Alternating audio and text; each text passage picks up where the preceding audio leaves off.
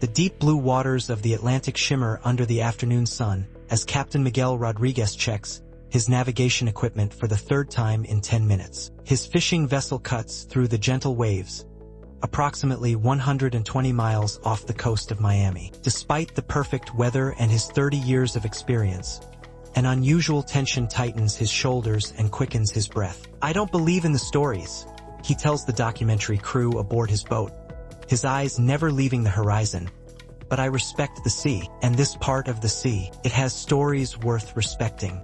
He lowers his voice to almost a whisper. "Stories I've heard firsthand from men who don't scare easily." The captain gestures at the horizon, where nothing distinguishes this patch of ocean from any other. Yet, this unremarkable-looking expanse is part of what many consider the most mysterious region on Earth, the Bermuda Triangle. The Bermuda Triangle lacks official recognition on any world map. No global authority acknowledges its boundaries. Yet few geographic concepts have captured public imagination with such persistence. Roughly outlined by connecting Miami, Bermuda, and Puerto Rico, this triangular section of the Atlantic Ocean spans approximately 500,000 square miles of open water, an area larger than Texas. Within these unofficial boundaries, dozens of ships and aircraft have reportedly vanished under bizarre circumstances. Some have disappeared without distress calls. Others have been found intact but eerily abandoned, their crews missing without explanation. Navigation equipment allegedly malfunctions. Compasses spin wildly. Electronic systems fail. Time itself seems to warp and distort, or so the stories claim. But why do these stories persist? What truths might lie beneath the surface?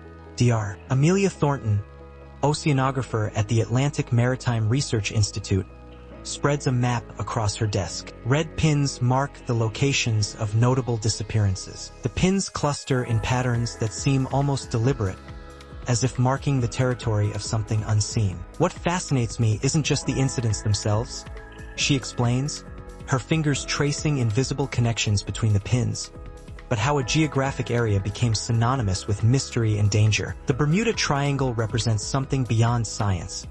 It's where our fear of the unknown manifests in a specific location. She pauses, then adds quietly, "And sometimes, fear exists for good reason." The term Bermuda Triangle first appeared in print in 1964, when writer Vincent Gaddis published an article titled "The Deadly Bermuda Triangle" in Argosy magazine. But the region's mysterious reputation began taking shape much earlier. On December 5, 1945, 5 Navy TBM Avenger torpedo bombers took off from the Naval Air Station in Fort Lauderdale, Florida, on a routine training mission designated Flight 19. Led by experienced instructor Lieutenant Charles Taylor, the flight included 14 airmen. The weather was clear, the seas calm. 2 hours into the exercise, something impossible happened. "I don't know where we are," Lieutenant Taylor reported by radio, his voice tight with confusion. "We must have got lost after that last turn." Radio transmissions captured the growing confusion as compasses apparently malfunctioned. Despite clear weather, Taylor reported, "Everything looks strange, even the ocean." The radio operator at the base later described hearing sounds that shouldn't have been there in the background of the transmissions.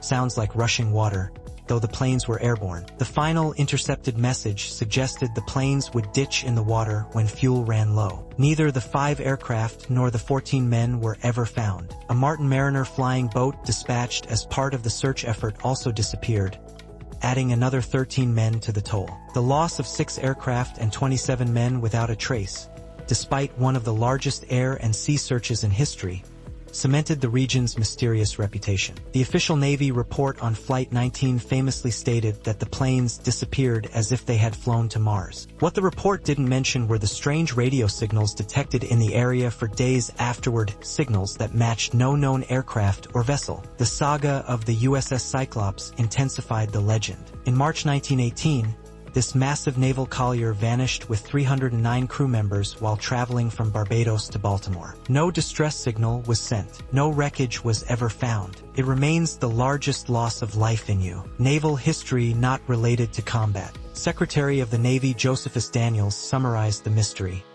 "Only God and the sea know what happened to the great ship. But declassified documents decades later revealed a final, unauthorized transmission from the Cyclops.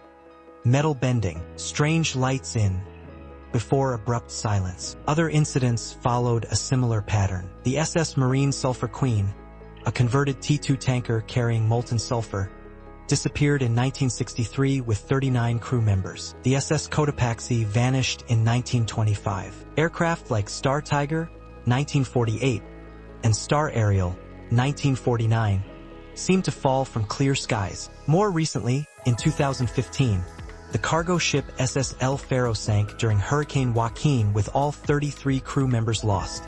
Though the ship's final communications described conditions far more severe than the hurricane alone could explain. Marcus Powell adjusts his glasses as he examines historical records in his office at Miami University's Department of Atmospheric Science. Unlike many researchers who approach the Bermuda Triangle with skepticism, Powell has spent 2 decades investigating patterns in the incidents. What interests me is not supernatural explanations, but potentially undiscovered natural phenomena, he explains. The ocean and atmosphere are immensely complex systems with properties we're still discovering. Powell points to a weather map showing an unusual cloud formation captured by satellite. "Look here," he says, indicating a spiral pattern that seems to defy normal atmospheric behavior. These formations appear just before incidents. They shouldn't exist according to our current understanding of meteorology. His research suggests that the Bermuda Triangle region experiences unusual combinations of weather patterns, ocean currents, and geological features that might create hazardous conditions not found elsewhere. Science doesn't mean dismissing reports, Powell insists. It means investigating them systematically, and systematic investigation sometimes reveals uncomfortable patterns. The most dramatic tales involve electronic equipment failure, compass anomalies, and inexplicable instrument readings. Pilots report sudden disorientation and difficulty distinguishing between sea and sky. Ships' crews describe strange fog banks that appear from nowhere, surrounding vessels before dissipating to reveal their miles off course. Bruce Warren, a private pilot who regularly crosses the triangle, recounts his own experience. "My GPS suddenly showed we were over South America when we were clearly still near Bermuda. It lasted about 8 minutes before everything snapped back to normal. Never had anything like that happen anywhere else." Warren leans forward, lowering his voice. "But what scared me wasn't the GPS. It was that for those 8 minutes my watch stopped too, and so did my co-pilots. Different brands, different mechanisms. Both stopped, then started again simultaneously." Such anecdotes fuel theories ranging from Earth's magnetic anomalies to more exotic explanations involving time warps, alien abductions, or technology from the legendary lost civilization of Atlantis. Thornton smiles at the mention of these theories. The human mind craves patterns and explanations. When confronted with the seemingly inexplicable, we fill the void with narratives that satisfy our need for order, even if that order involves extraordinary forces. She glances at a locked drawer in her desk. But sometimes the data itself suggests something extraordinary. As Captain Rodriguez guides his vessel toward deeper waters, marine scientist Dr. Elena Montoya tests equipment that will measure methane levels in the region. Several scientific theories about the triangle involve methane hydrates, ice-like structures that trap massive amounts of methane gas on the ocean floor. If these deposits suddenly release, they could potentially create areas of water with significantly reduced density. Dr. Montoya explains, "A ship caught in such an area might sink very rapidly, potentially before sending distress signals. Similarly, large methane bubbles rising to the surface could create turbulence capable of destabilizing aircraft flying low over the water." Sonar surveys have confirmed substantial methane deposits throughout the Triangle region. Natural explanations may not be as exciting as supernatural ones, she acknowledges, but they're no less fascinating. The ocean remains one of the least explored environments on Earth.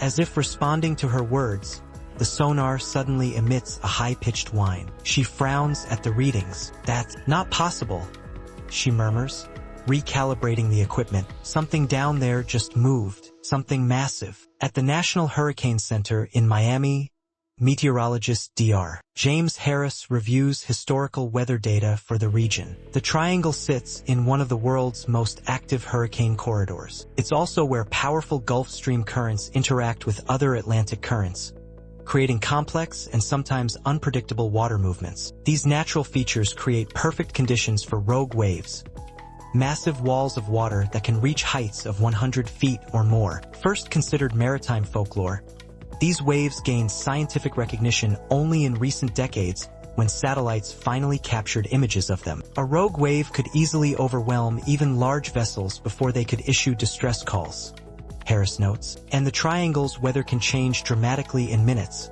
creating conditions disorienting to both ships and aircraft. He hesitates, then turns his computer screen to show a satellite image. But this is what keeps me up at night. The image shows a perfectly symmetrical hexagonal cloud formation over the triangle. In 30 years of meteorology, I've never seen cloud patterns like these anywhere else. They defy explanation. As night falls over Captain Rodriguez's vessel, the documentary crew captures haunting footage of bioluminescent organisms illuminating the dark waters. The ethereal blue glow transforms the familiar ocean into something alien and mysterious. The sea keeps its secrets, Rodriguez says quietly. That's what people forget. We map it, we cross it, we think we understand it. But the ocean operates on its own terms.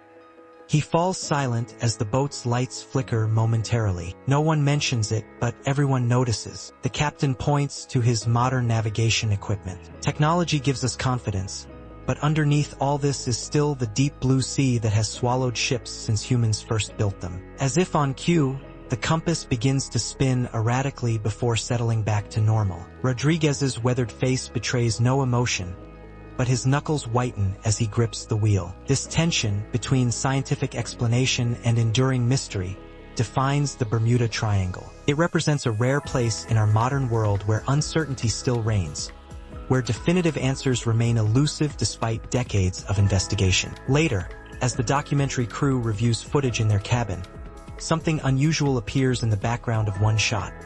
A strange light formation visible for just a few frames, pulsing beneath the waves. Equipment malfunction, reflection, or something watching them. As they debate the cause, the ship's radioman knocks urgently. "Captain says you need to see this," he says, face pale in the cabin light. Weather report shows clear skies for 100 miles, but there's a fog bank approaching, moving against the wind. In the Bermuda Triangle, questions often outnumber answers.